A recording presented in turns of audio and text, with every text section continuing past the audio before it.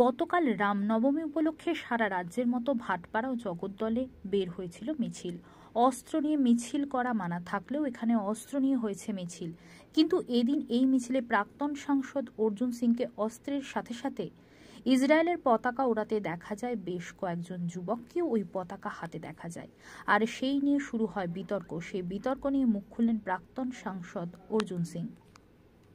সেখানে সুপ্রিম কোর্টে স্টে নেওয়া হয়েছে।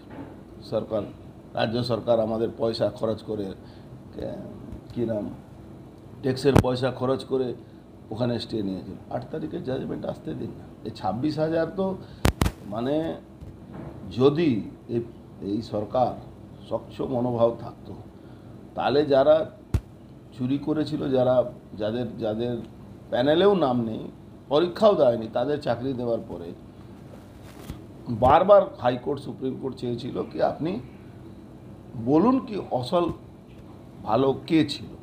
জেনে শুনে করেনি মমতাবাজি ভেবেছিল কি এটা কম্পাইল থাকলে সেগ্রিগেট করতে পারবে না, এর সব বেরিয়ে যাবে। যে পয়সা দিয়েছে, যে পয়সা দেয়নি, যে ভালো ছিল, সবটাকে কম্পাইল করে রাখো, আলাদা করলেই সব চাকরি চলে যাবে। কিন্তু এরা ভাবতে পারেনি কি সুপ্রিম কোর্ট বারবার এই বলে ডিসিশন নিয়েছে।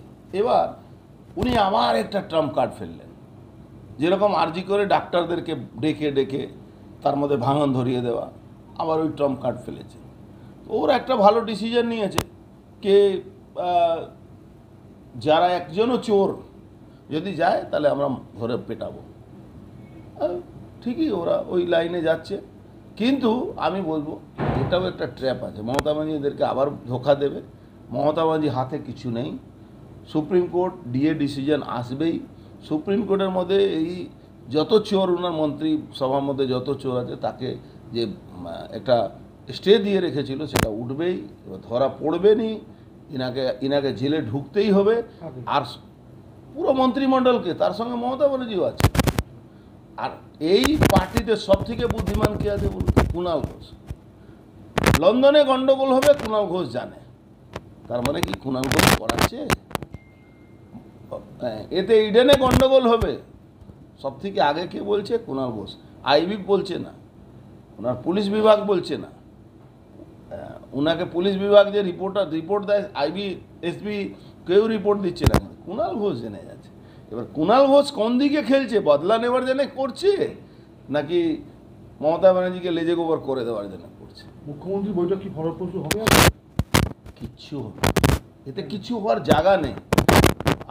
আমার হয়তো একটা ব্যক্তিকে খারাপ লাগতে পারে, কিন্তু যে লোকটা এই কেসটা লড়েছিল সেই লোকটা আমার বয়ানটা খুব মনে আছে। উনি বলেছেন আর কিছু করার জায়গা নেই। তার নাম বিকাশ ভট্টাচার্য। উনি বলেছেন কি এই ইস্যুতে আর কিছু করার জায়গা নেই। দেখুন, চাকরি হারা কিসের? কেউ পয়সা দিয়ে চাকরি নিয়েছে, আর কেউ লেখাপড়া করে চাকরি পেয়েছে। লেখাপড়া করে সঠিক লোককে চেয়েছিল সুপ্রিম কোর্ট বা হাইকোর্ট, সেটা যদি সরকার না দেয়, সরকার যদি ওই গরু আর ছাগলকে একসঙ্গে বানিয়ে দেয়, এক জায়গায় রেখে দেয়, তাহলে কি হবে? এখানে মমতা ব্যানার্জিকে প্রশ্ন করা, ওই আমাদের ছোট ছোট ভাই বোনরা যারা এই চাকরি হারিয়েছে, মমতা ব্যানার্জিকে প্রশ্ন করা উচিত। এরা ট্র্যাপে যাতে না পড়ে। মমতা ব্যানার্জি এদেরকে কী জ্ঞান দেবে? মিথ্যা কথা। এই টানবে 9 মাস, আমি তোমাদের চাকরি দিয়ে দেবো। ডিএ ইস্যুটা আসছে, আপনি দেখুন না, 10,000 দিতে হবে, মাইনা দিতে পারবেন না মমতা ব্যানার্জি। এই রাজ্যের আয় কোথায়? এই রাজ্যে আর্নিং কিছু নেই। দিল্লি ডেভেলপমেন্টের টাকা দিয়ে রাজ্য চলছে, সুদ নিয়ে ধার নিয়ে এই রাজ্য চলছে কতদিন। সব টাকা তো ভাইপোর নিচ্ছে আর ভাইপোর লোকেরা নিচ্ছে। মমতা ব্যানার্জি নিচ্ছেন, মমতা ব্যানার্জির দলের লোক।